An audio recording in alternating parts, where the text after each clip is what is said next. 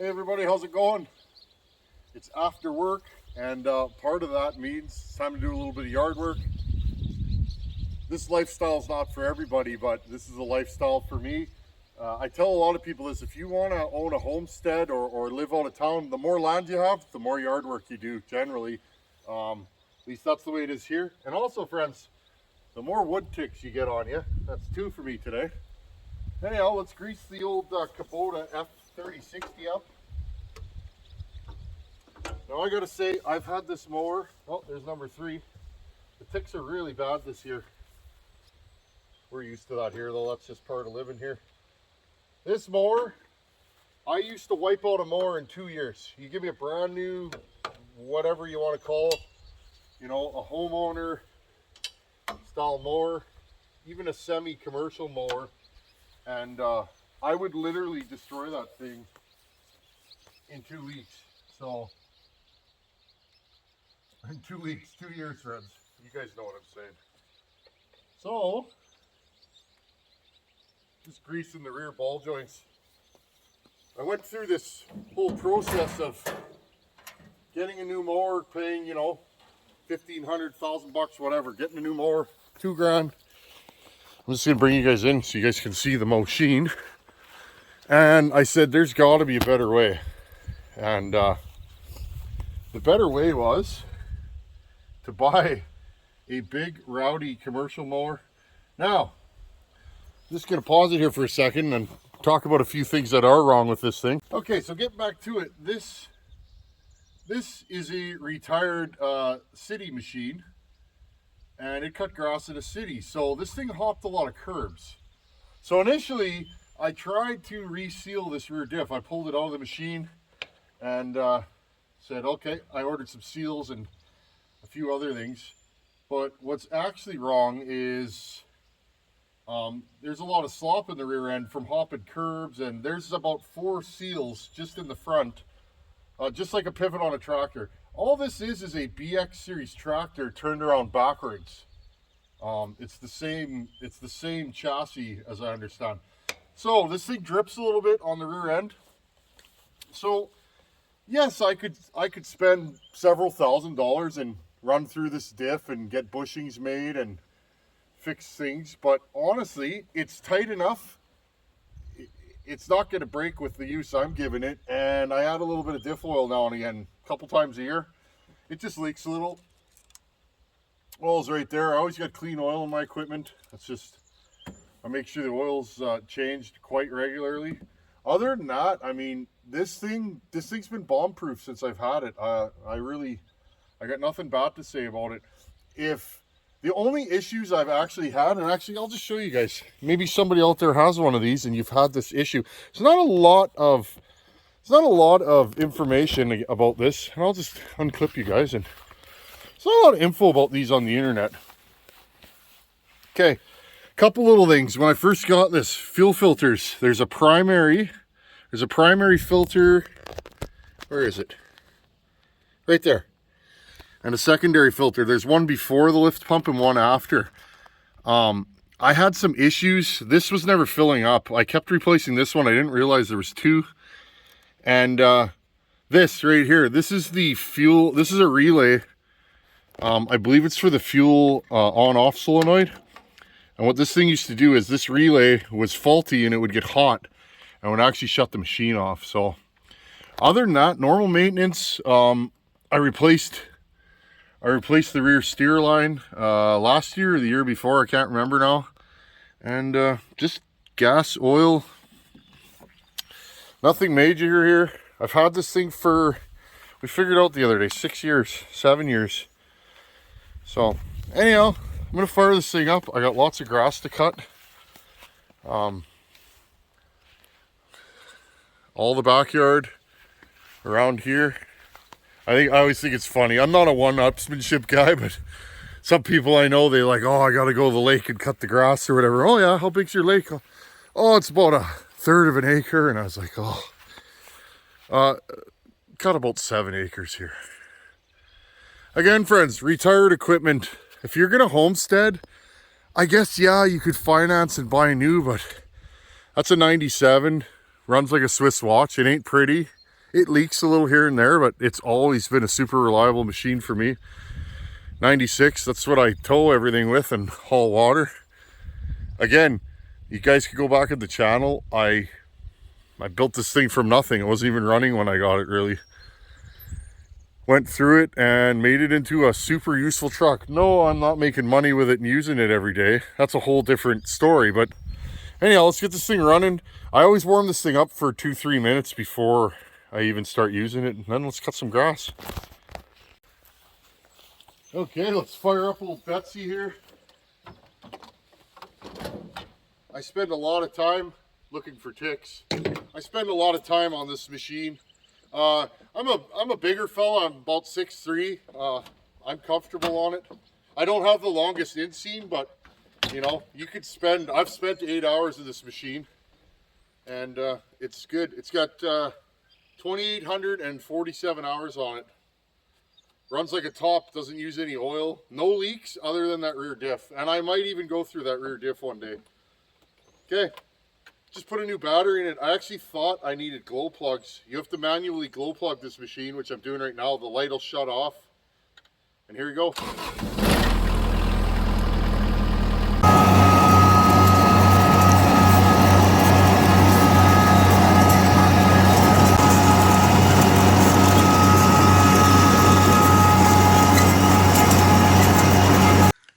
She mows, eh?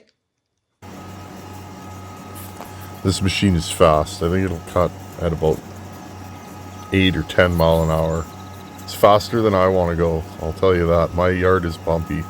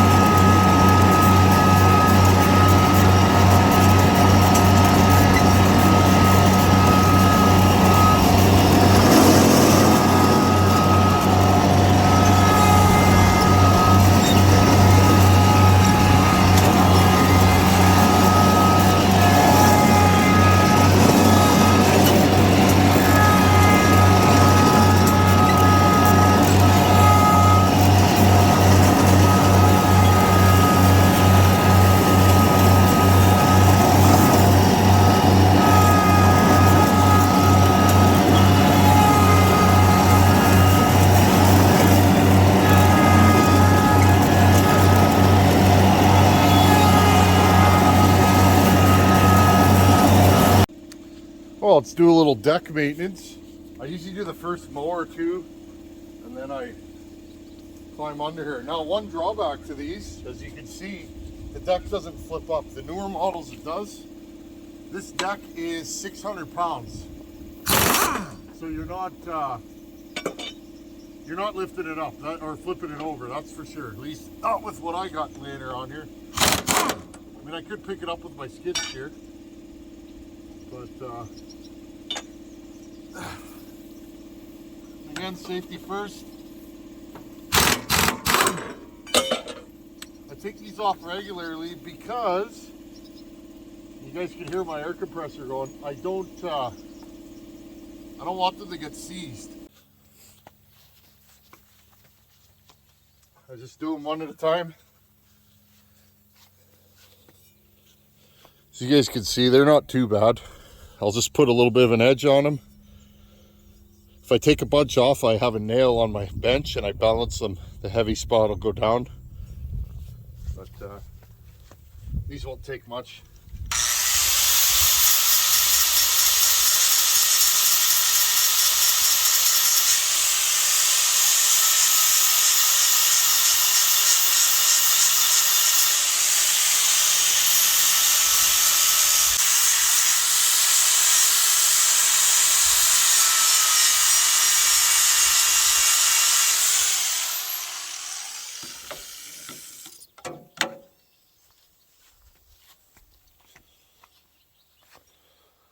you guys can see, I just put a nice edge on it.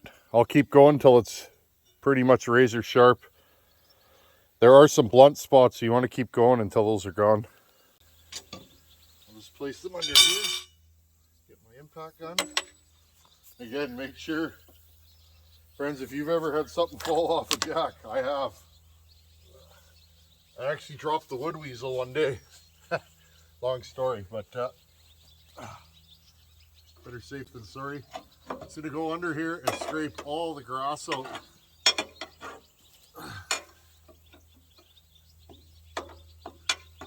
Grass gets really stuck in this deck. And the reason is, often I mow when it's wet out. Because with a yard this size, you kind of got to stay on it or it gets really out of hand.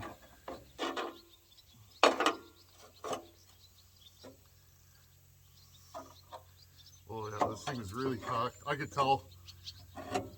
These things have really long or really fast tip speed, blade tip speed, and which is something if you get into mowers, which I clearly am. This is a pretty ridiculous mower. I'm blessed to have it, but when you start reading about mowers, you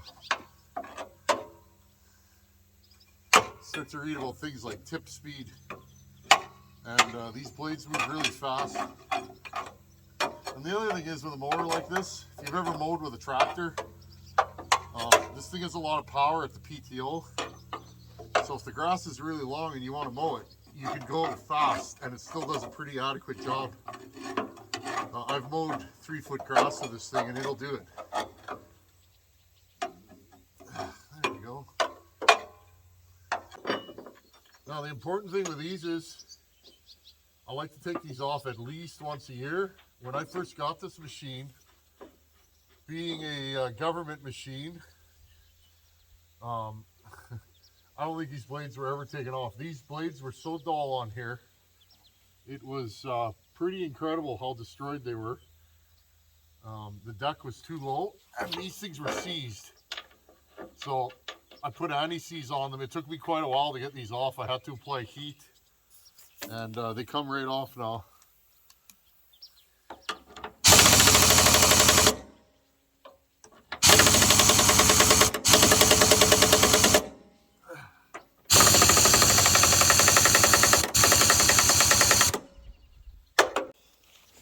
Now this thing is 4-wheel drive. It's like, I call it a billy goat. You can go up and down hills and yes, I live on the flat, but the ditch in front is pretty steep.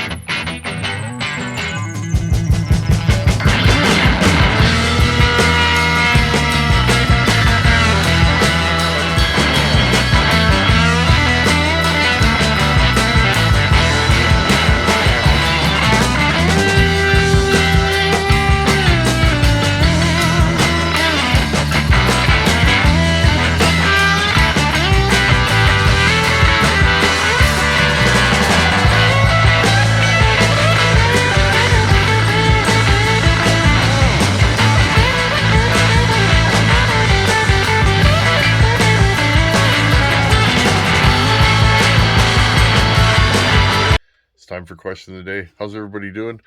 Just sitting on the deck here. Today's question of the day, I get this multiple times a week, sometimes multiple times a day. I have answered it before, but I like to jump back and answer this question because I get this question all the time. I picked one of the many emails that involve this question. So today's email is from David. David sent me an email. He has a 355 Echo top handle. He would like it ported. How much for the port job, and what is the turnaround time? Well, honestly, David, I actually don't take saw work. I know that sounds silly, and most YouTubers that have a channel, it's usually there to, not most, but a lot of YouTubers, it's there to promote their business, which is saw porting. I started this channel just to help people, and I had to decide early on. I was either going to take saw builds or I was going to make content, and I think I made the right decision. I decided to not take builds through the channel. So anyhow, David, thank you for the interest and thanks for reaching out. I don't take builds though, but you know who does take builds and does do a good product? These guys right here, friends. You guys see me wearing the Ripsaw gear, and I like what those guys are doing, and I want to promote them, and I promote those who I think are doing good business, whether it be Wolf Creek Saw Shop. I'm doing something with B Ray Farms right now. He sent me some product to try, and we're going to be getting onto that. And Ripsaw. I just like to help other people's channels or companies out, and you know, we need more Ripsaws. They're good fellas, and they're doing a good product. So that's why I'm promoting them. You guys hear me? I mentioned Walker Saw Shop, number one, and now Ripsaw, and I believe in both of those companies. Anyhow, thanks for watching. Take her easy, and please keep sending the messages and the questions of the week, and I'll keep putting them in the channel. Later.